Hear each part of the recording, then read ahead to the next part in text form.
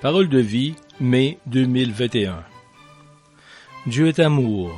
Qui demeure dans l'amour, demeure en Dieu, et Dieu demeure en lui.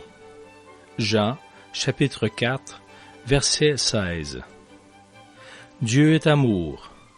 C'est la définition la plus lumineuse de Dieu dans l'Écriture. Elle n'apparaît que 2 fois, et justement dans ce texte qui fait écho au 4e évangile. L'auteur, en effet, est un disciple qui témoigne de la tradition spirituelle de l'apôtre Jean. Il écrit à une communauté chrétienne du 1er siècle, qui a malheureusement subi la douloureuse épreuve de la discorde et de la division, tant au plan de la foi que du témoignage. Dieu est amour. Il vit en lui-même la plénitude de la communion en tant que Trinité, et cet amour déborde sur ses créatures. À tous ceux qui l'accueillent, il donne le pouvoir de devenir ses enfants et de pouvoir aimer. Son amour est gratuit et libère de toute peur et de toute timidité. Pour que se réalise la promesse de la communion réciproque, Dieu en nous et nous en Dieu, il faut cependant demeurer dans ce même amour actif, dynamique et créatif. Pour cette raison, les disciples de Jésus sont appelés à s'aimer les uns les autres, à donner leur vie, à partager leurs biens avec ceux qui sont dans le besoin. C'est grâce à un tel amour que la communauté demeure unie, prophétique et fidèle. Dieu est amour. Qui demeure dans l'amour demeure en Dieu, et Dieu demeure en lui. Cette annonce s'adresse aussi à nous aujourd'hui, dans une tourmente inconnue et difficilement contrôlable, comme la pandémie ou d'autres tragédies. Troublés et effrayés, nous sommes tentés de nous refermer sur nous-mêmes, au lieu de construire des ponts pour nous rencontrer. Comment continuer à croire à l'amour de Dieu dans de telles circonstances? Peut-on continuer à aimer? Josiane, libanaise, était loin de son pays quand elle a appris la terrible explosion dans le port de Beyrouth en août dernier. Elle confiait à des amis qui, comme elle, vivent la parole de vie. Dans mon cœur, relate Josiane, j'ai éprouvé douleur, colère, angoisse, tristesse et désarroi. Tout ce que le Liban a vécu jusqu'ici ne suffisait-il pas?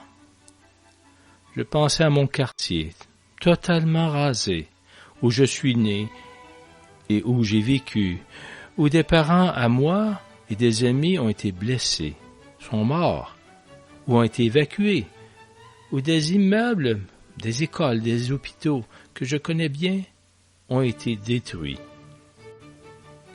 Je me suis efforcé d'être proche de ma maman et de mes frères, de répondre aux très nombreux messages de beaucoup qui m'assuraient de leur proximité, de leur affection et de leur prière, d'écouter chacun dans la profonde blessure qui venait de s'ouvrir.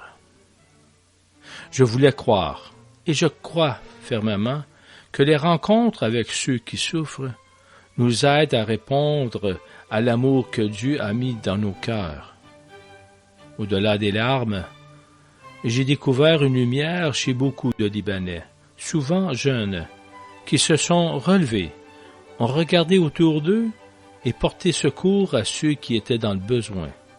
L'espérance est née en moi, qu'il y ait des jeunes disposés à s'engager sérieusement en politique parce que convaincus que la solution se trouve dans un dialogue vrai, dans la concorde, dans la découverte mutuelle que nous sommes frères. Dieu est amour. Qui demeure dans l'amour demeure en Dieu, et Dieu demeure en lui. Karl Lubick nous suggère une façon de vivre cette parole de l'Évangile. On ne peut pas séparer la croix de la gloire. On ne peut pas séparer le crucifié du ressuscité. Ce sont 2 aspects du même mystère de Dieu, qui est amour. Une fois l'offrande accomplie, Essayons de ne plus y penser, mais d'accomplir ce que Dieu attend de nous, là où nous sommes. Cherchons à aimer le prochain qui est autour de nous. Si nous agissons ainsi, nous connaîtrons un effet insolite et inespéré. Notre âme sera envahie de paix, d'amour, de joie pure, de lumière. Riches de cette expérience, nous pourrons aider plus efficacement tous nos frères à trouver la béatitude au milieu des larmes, à transformer la tourmente en sérénité. Nous deviendrons ainsi porteurs de joie pour beaucoup.